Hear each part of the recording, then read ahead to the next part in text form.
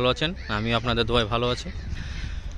আজকে ক্লাস শেষ করে হাঁটতে বেরিয়েছি আমাদের বাঙালির কিছু ভাই বোনদের সাথে।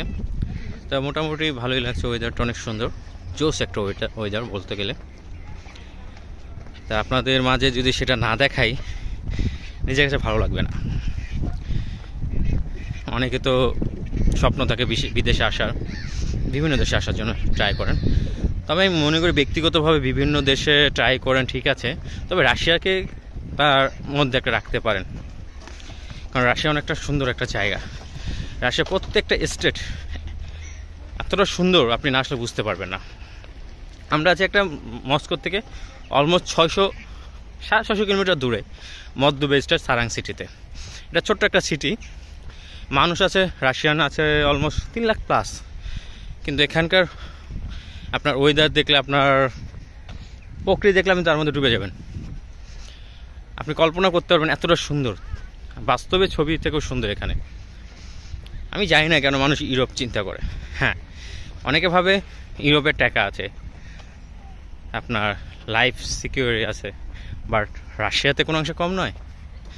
আপনি রাশিয়ার রুবেলের কথা চিন্তা করেন, এখন বর্তমানে ডলারের থেকেও বেশি শক্তিশালী। হয়তোবা সেটা আমার কথা মিথ্যা হতে পারে, আপনি অনলাইনে সার্চ দেবেন জানবেন। ডে বাই ডে রুবেলের দাম বাড়ছে। এখন আপনি ইউরোপে যে আপনি যাবেন, ইউরোপে যে একটা ট্যাক্স রাখে, যে পরিমাণ ট্যাক্স কাটে ইনকামের, রাশিয়াতেও কাটে, কিন্তু সেটা ওই পরিমাণ না, সামান্য নামমাত্র। আপনি ইউরোপে যা কামাবেন তার অর্ধেক টাকা আপনার চলে যাবে ট্যাক্সের পিছনে। অর্ধেক না, এগুলো 40% প্লাস ট্যাক্স যেতে হয়। রাশিয়াতে মাত্র সামান্য, সেটা আমি নাই বা বললাম, আপনাকে দেখে নেবেন, কারণ অনেক সময় যা মনে হয় আপনার কাছে সেটা নাও হতে পারে। যাই হোক, কথার মাঝে অন্য টপিকে চলে গিয়েছিলাম, এবং নতুন করে আসি। রাশিয়াতে যারা পড়তে আসতে চান অবশ্যই আমাকে মাধ্যমে যে কোনো রকম সাহায্য লাগে বলবেন, আমি আপনাদের সাহায্য করব সবসময়। দেখুন ভিউ দেখুন, এটা হচ্ছে আমাদের হোস্টেল থেকে সামান্য একটু দূরে, 500 মিটার দূরে এটার পার্ক। এই পার্কে এখানে আমরা আছি, অনেক সুন্দর একটা জায়গা, প্লেস। পার্কটা একেবারে ছোট নয়, বিশাল পার্ক, আপনার ভালো লাগবে। হ্যাঁ, আমি আবার আমার আসল কথা চলে আসি। দুঃখিত, মাঝে মাঝে সুন্দর মনের পরিবেশ থেকে অনেক কথা ভুলে যাই। কথা হয়তো আমার একটু অস্পষ্টতা আসছে, কিছু করার নেই, এই জন্য আমি আগে থেকে দুঃখিত। এখন আসি মেন প্রসঙ্গে, সেটা হচ্ছে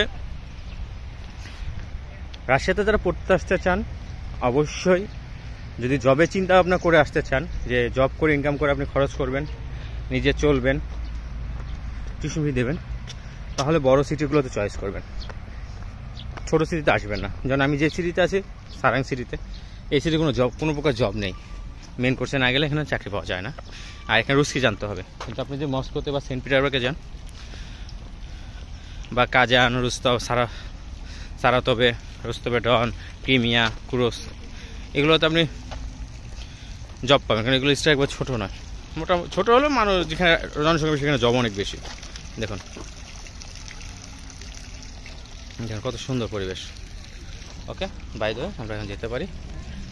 এখন এটা হচ্ছে কথা। আর আপনি রাশিয়াতে ইংলিশ মিডিয়াম, রাশিয়ান মিডিয়ামে পড়তে পারবেন, আপনার যেটা ভালো লাগে। রাশিয়ানে পড়লে টাকা টিউশন ফি কম, আর যদি আপনি ইংলিশে পড়তে চান তখন টিউশন ফি একটু বেশি বলতে অলমোস্ট ডাবলেরও বেশি হবে। তবে আপনি এই দেশে ইংলিশ পড়ার থেকে মনে করি আপনি রাশিয়ান পড়াশোনা করা বেটার। যদি ফিউচার এখানে থাকতে চান এবং ভবিষ্যতে ভালো কিছু করতে চান, তাহলে অবশ্যই রুস্কিতে পড়েন, কারণ আপনি এখানে জব করতে গেলে, মানুষের চলতে হলে ওনাদের ভাষায় কথা বলতে হবে, কারণ ওনারা নিজেদের ভাষাকে প্রচণ্ড প্রাধান্য দেয়, যেটা আমরা আমাদের নিজের দেশে দিই না। আমি আমার নিজেদেরকে ছোটো করছি না, আমি আপনাকে বাস্তবতা তুলে ধরছি। আমরা বিভিন্ন দেশের সংস্কৃতি বহন করে চলি, ক্যারি করি লাইফে, বাট এটা ঠিক না। এনাদের মাঝে আসার পর বুঝতে পারলাম যে নিজের দেশকে ভালোবাসতে হবে, নিজের দেশকে রিপ্রেজেন্টেটিভ করতে হবে একজন মানুষের কাছে। আর আমাদের দেশের মানুষ অন্যের দেশের কালচার নিয়ে তারা থাকে। যাই হোক, এখন কথাটা বেশি বলে ফেলেছি, এই জন্য দুঃখিত। তো আপনারা দেখেন আজকে পরিবেশ, আজকের মতো রাখি, দেখতে থাকেন।